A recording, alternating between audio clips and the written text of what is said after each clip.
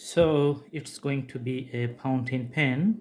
Here you can see we'll draw something like a circle, then going for a straight line. Okay, and you can see a ribbon shape, something like round, and you can see a larger part which is the holder of the ink actually. All right, here we're going to draw again another circle. Okay, and in this point we're going to draw the nib. So let's see, this is a straight line. Okay, straight line, and you can see change of nib here. Here it goes the thickness. Okay, so complete black, and dividation point you can see here.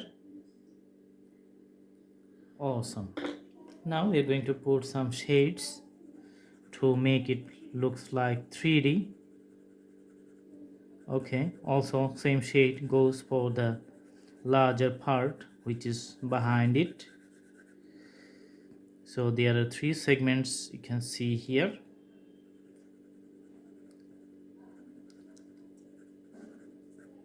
Awesome.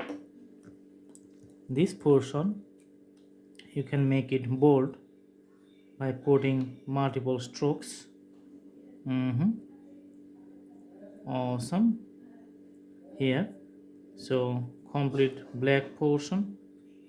Okay, so almost darker. Also we're making this part darker. Okay, so actually these types of pens are the old model. So now we use the ball pen, but fountain pens once upon a time it was very popular, and it looks like this.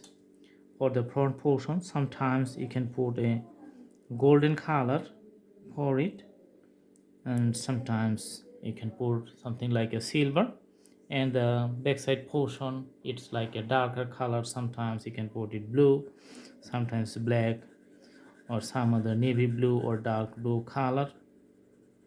Awesome. So this is it. I hope you are doing well, and from this drawing practice you can learn a lots of things. See you in our next videos. In our next videos we're going to put lots of interesting things. Thanks for watching. Stay tuned. Have a good day.